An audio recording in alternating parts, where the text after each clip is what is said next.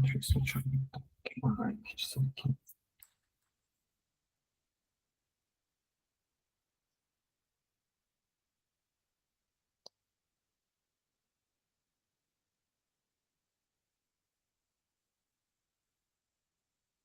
Tá meio sujo, mas basicamente é isso aí, né?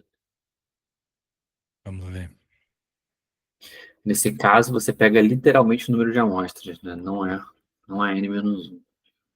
Tá, peraí. Quanto É, é que deu o Z? Porque eu não tô vendo Z igual a alguma coisa aqui, mas tu tá me dizendo que Z é igual a 0,384? não. 0,384 foi 0,04 vezes, tá vendo os tracinhos puxando ali? Vezes 0,96. Aí depois dividido por 40, deu 0,00096. Tá do outro lado. Tudo isso fica debaixo da raiz. Entendeu? Aí Aham. a raiz de 0,00096 foi 0,03. Aí ficou 0,01 sobre 0,03, que deu 0,33. Pode crer, bro. O que eu tinha feito errado, eu tinha multiplicado por 40 em vez de dividir por 40. Tá, esqueci até de mudar aí para você. Beleza. Mas é bom fazer e errar que a gente grava melhor também quando erra, né? Exatamente. Tá, Exatamente isso. deixa eu ver aqui.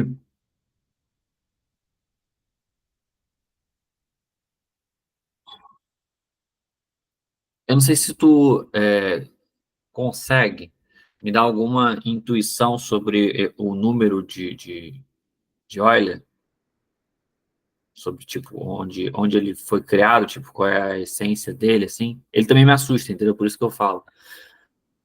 O que que você acha do pi? Me fala aí.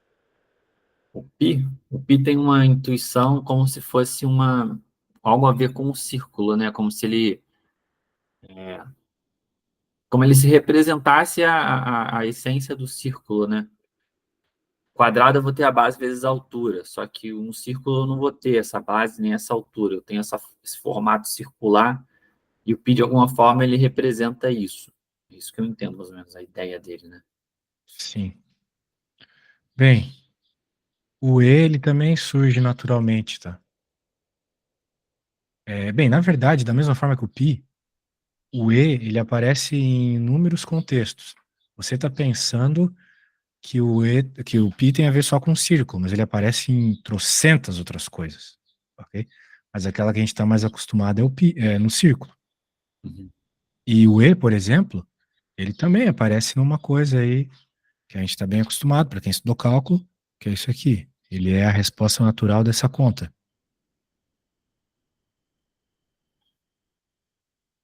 Claro, essa conta aqui não é tão óbvio do que você olhar um círculo, né?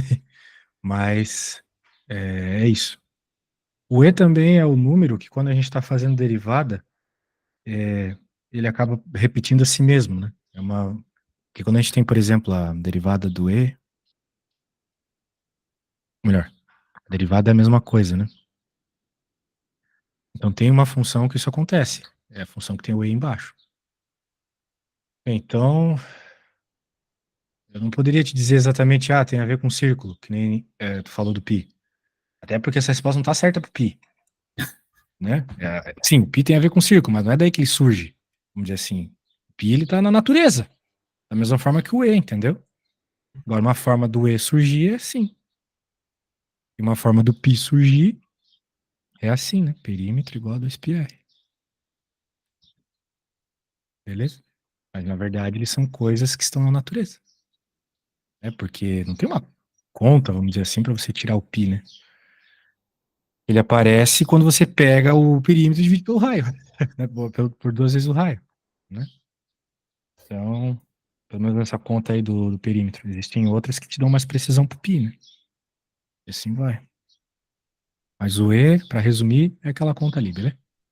Verdade. O perímetro, o pi fez sentido. Você consegue chegar nele quando você pega a área ali de um círculo, a área não, desculpa, o perímetro de um círculo, né? E aí Sim, é só isolar, né, o pi. você vai medir aquele perímetro ali de uma ponta a outra, que é os dois raios. Quando você tirar, você vai isolar esse pi.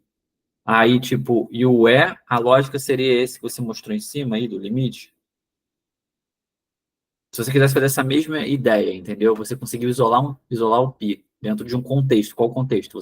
Você tinha um círculo, você está vendo ele, você sabe o perímetro dele, e você sabe que se você pegar de uma ponta até a outra ponta do círculo, tipo, de uma forma que tu não acha uma medida maior que isso.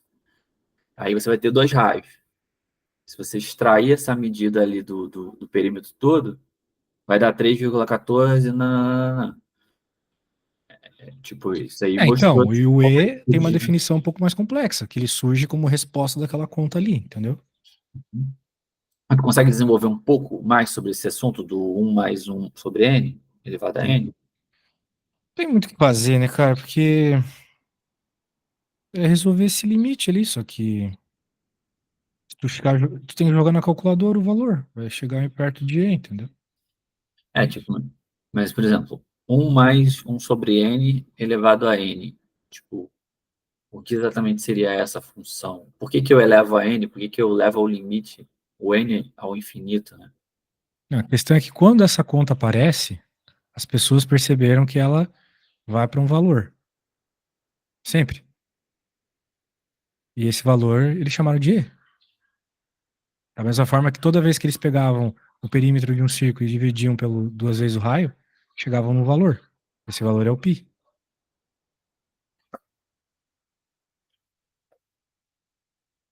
Um mais um sobre algum valor. Tudo isso elevado a esse mesmo valor que esse um está dividindo.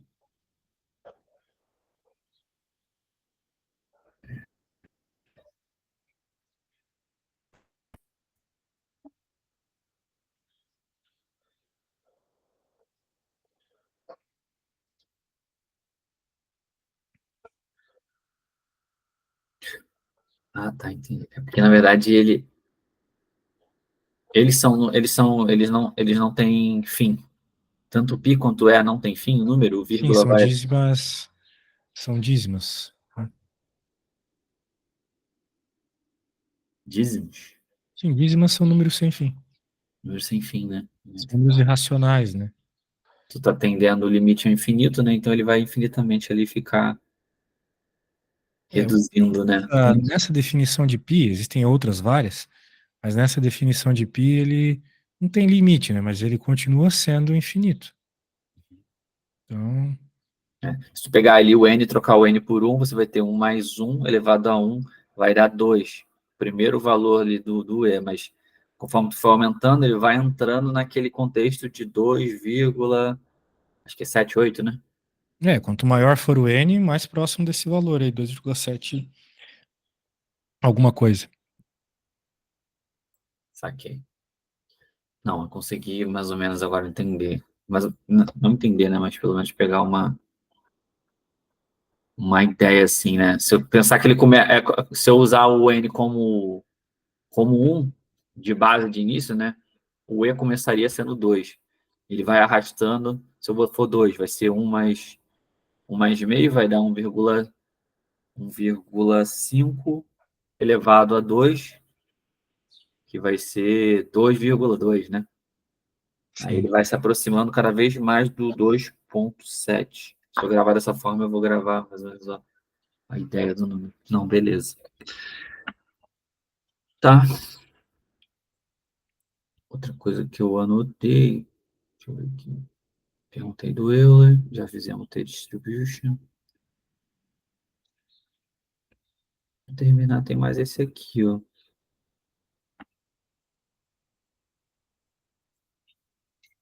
Que novamente está nesse contexto de integrais. Integraus. Integraus ou integrais? Vamos ver. Pegar aqui.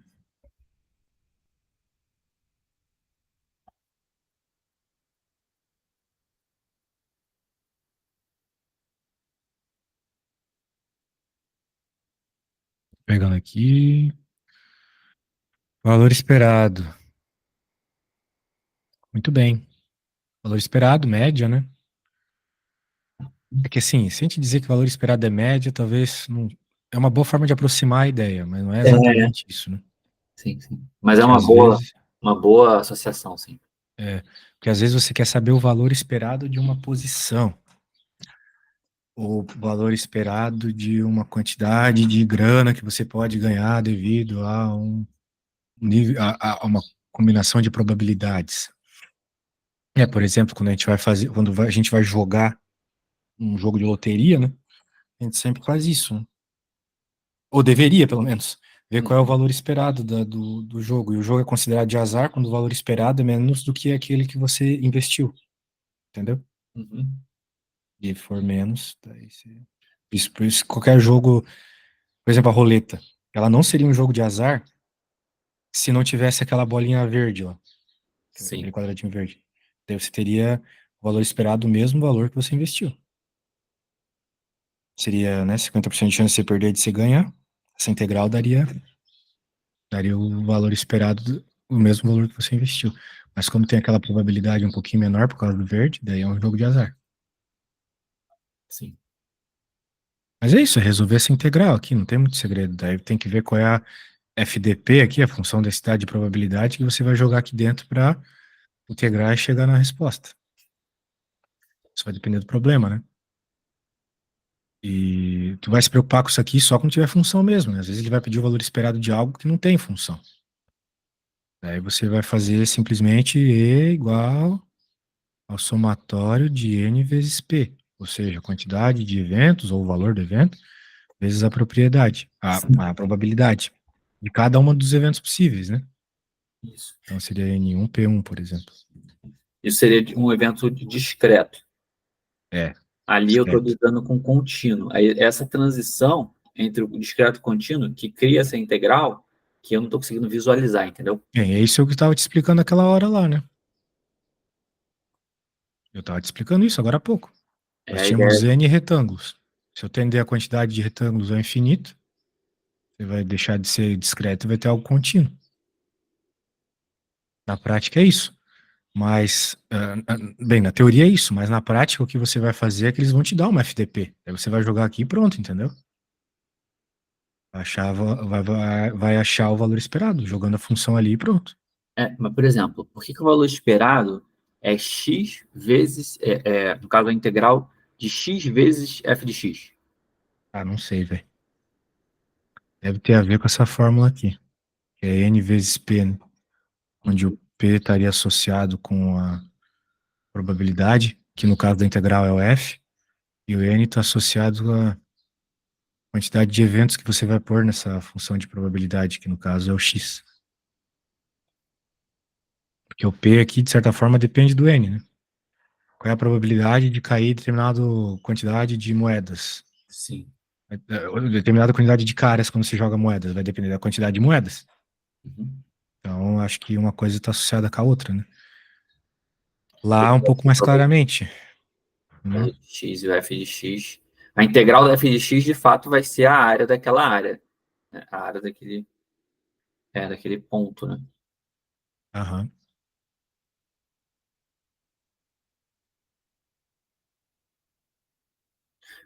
Mas, por exemplo, quando eu integrar esse x, acontece o que com ele? Que quando eu integro um valor multiplicando o outro, porque eu Vai estou depender multiplicando. da função que você tem. Se você tiver um. Se o teu FDP for um x ao quadrado, vai ficar x vezes x ao quadrado, vai ficar x ao cubo, você integra o x ao cubo. Se a tua função for um e na x, vai ficar x vezes e na x. Integra isso. E assim vai. Ah, tá. Multiplica e integra depois. É. Primeiro resolve a conta dentro, depois integra. E, beleza. E aí o contexto da variância,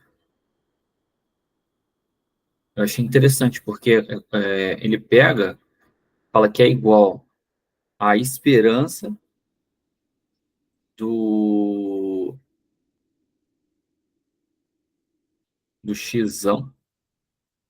O xão seria.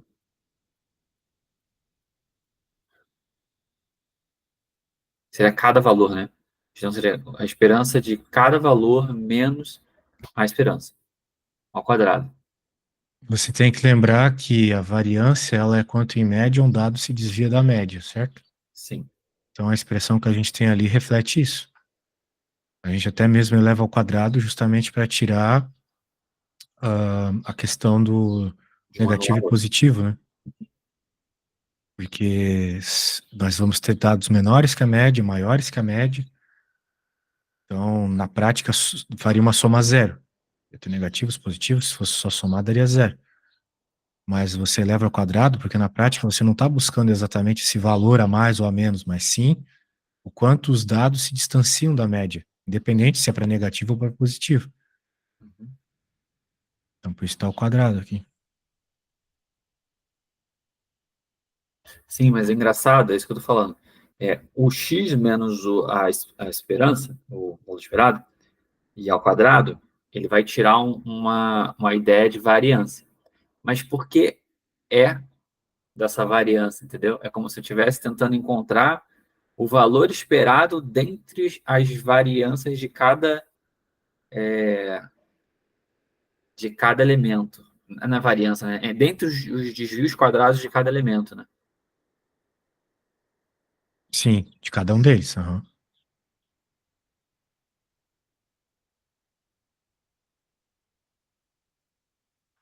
Ah, tá, entendi. É isso, né? Eu quero. E isso que a variância é mesmo, né? Ela é uma média dos desvios quadrados. Desse deslocamento, exatamente, dessa distância, dessa diferença entre a média e um valor específico. Sim, sim. É isso aí. Só que a ideia de média aí está sendo representada por valor esperado ou esperança, né? Exato. E a ideia dos desvios está sendo x menos x ao quadrado. Aí esse contexto, quando joga dentro da integral, fica aquilo ali que está ali depois, né? X menos x ao quadrado vezes f de x. Beleza. Exatamente. Cara, tu sabe algumas. Eu tô terminando ali, né? Os estudos de probabilidade, estatística, pelo menos em relação ao que eu estava antes, eu não sabia nada de nada, agora eu já estou me sentindo que eu tenho alguma noção. Tu sabe alguma apostila de exercício assim? Ou eu pego prova mesmo, eu vou treinando em prova? Eu recomendaria treinar na prova da mesma banca aí que você vai fazer. É. Que você vai fazer um concurso, né?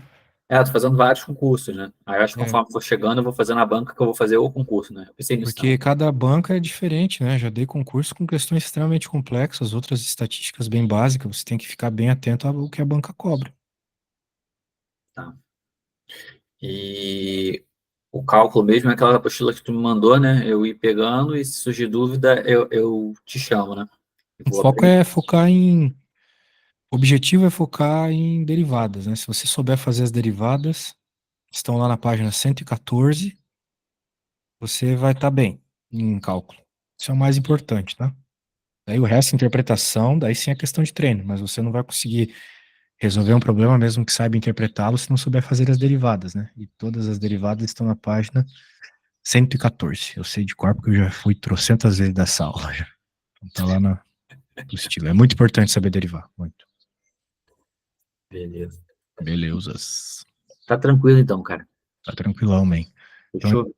precisando, me chama, mas tu tá bem, tá? Tu tá conseguindo ter dúvidas de alto nível. Tá show. Agora só falta ser aprovado, né? Aprovado isso aí, mas vai dar tudo certo. Tá E qualquer tranquilo. coisa você sabe, só me chamar aí.